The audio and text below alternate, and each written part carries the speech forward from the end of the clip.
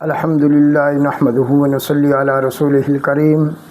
اما بعد فاعوذ باللہ من الشیطان الرجیم بسم اللہ الرحمن الرحیم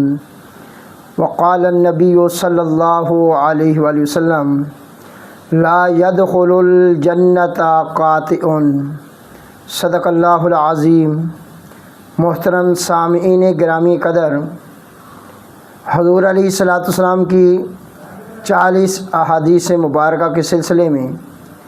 ہم نے 40 احادیث کا آغاز کیا ہے، جس سلسلے کی 3 احادیث ہماری مکمل ہو گئی۔ آج چوتھی حدیث مبارکہ آپ حضرات کے سامنے تلاوت کی ہے۔ اس حدیث کا مفہوم یہ ہے، حضور علیہ الصلوۃ والسلام نے فرمایا لا يدخل الجنہ، جنت میں داخل نہیں ہوگا قاطع، رشتہ داری کو توڑنے والا، تعلق کو توڑنے والا۔ تعلق جس کے ساتھ بھی انسان کو کوئی نہ کوئی تعلق ہے، کوئی نہ کوئی رشتہ ہے، تو حضور علیہ الصلوۃ والسلام نے فرمایا جس نے اس کے ساتھ توڑ دیا تو وہ بندہ جنت میں نہیں جائے گا۔ یہ حدیث میرے اور آپ کے لیے سبق آموز ہے اور غور طلب بات ہے کہ آیا ہم مسلمان کہلانے والے لوگ اور اہل سنت والجماعت کہلانے والے لوگ اس حدیث پہ عمل کر رہے ہیں یا اس حدیث کی مخالفت کر رہے ہیں؟ ماں باپ کا ادب کر رہے ہیں یا ماں باپ کی نافرمانی کر رہے ہیں؟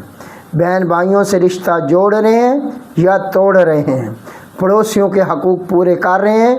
یا کہ ان کے حقوق پامال کر رہے ہیں؟ تو اس میں پوری دنیا کے جو حقوق ایک دوسرے کے انسانوں کے بنتے ہیں، تو آپ کے میرے آقا نے فرمایا جو صلہ رحمی کرنا،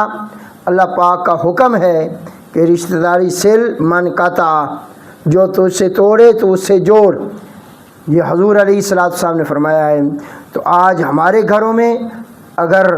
بدحالی ہے، بدسکونی ہے، بے چینی ہے اور اجنبیت اگر چھا گئی ہے تو اس کا سبب صرف میں سمجھتا ہوں ایک ہی ہے کہ ہم نے رشتہ داروں سے تعلق توڑ دیے ہیں، ہر ایک سے بائیکاٹ کیا ہوا ہے، جس کی وجہ سے آج ہم بھرے مجموعوں کے اندر اور محلوں کے اندر، گاؤں کے اندر، پورے شہر کے اندر ہمارا گھر ایسے لگ رہا ہے جیسے ہم اجنبی بیٹھے ہیں،